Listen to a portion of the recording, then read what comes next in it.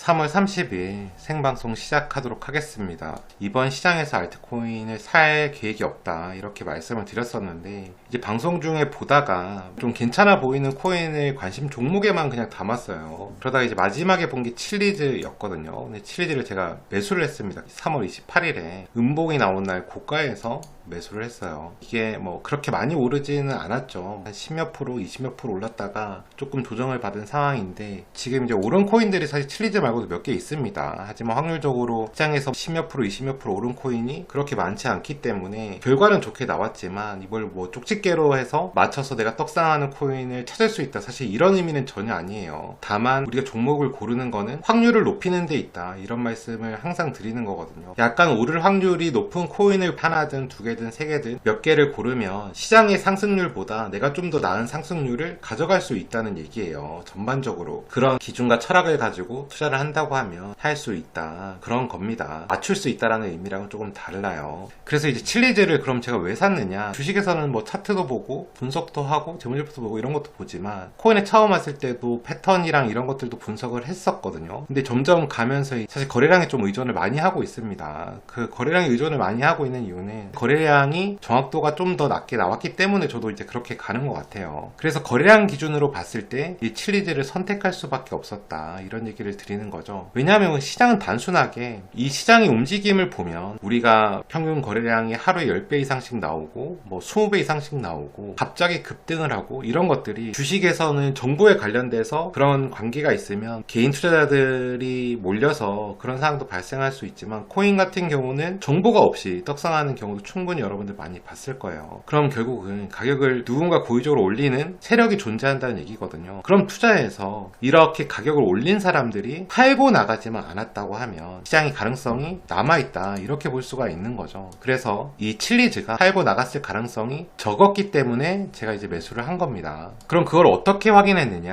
제가 이제 매수했을 당시는 이 캔들이었어요.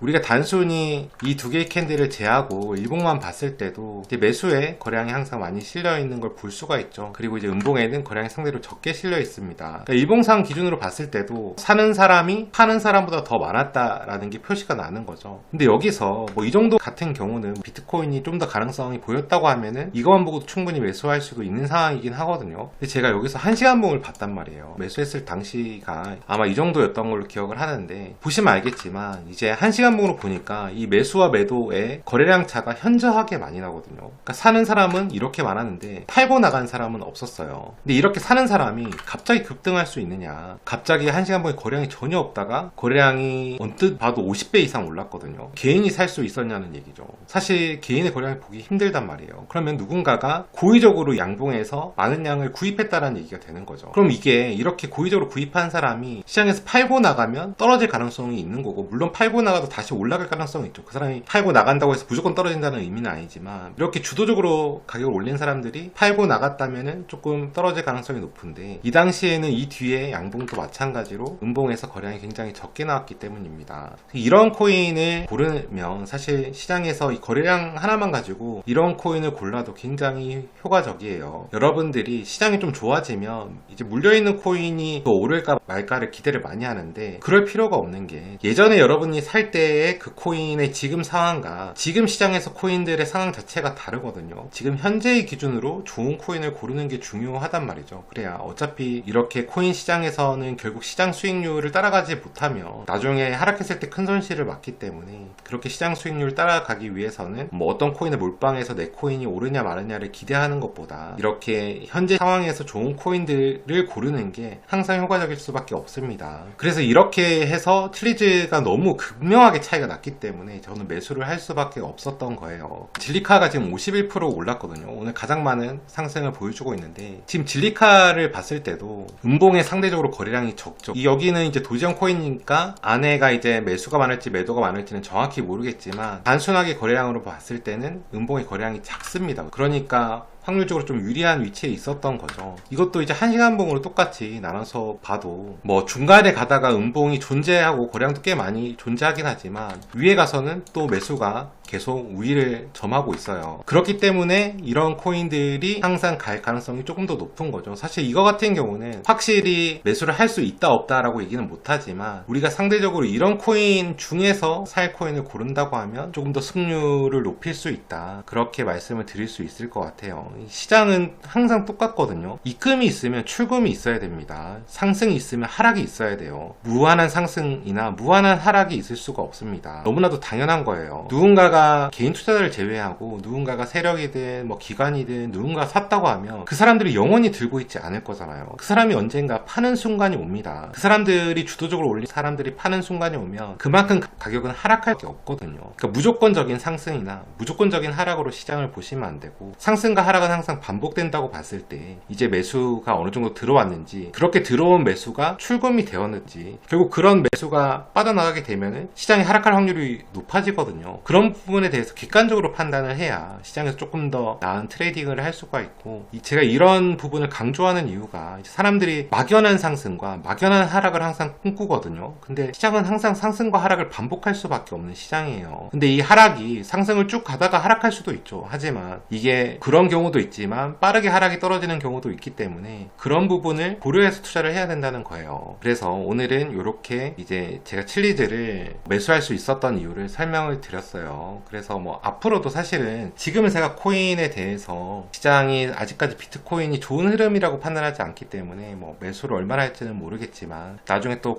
비트코인 시장이 좋아지거나 주식 투자를 시작하게 된다면 제가 생방송에서 항상 매수와 매도를 하니까 그때 또 지켜봐 주셨으면 고맙겠습니다.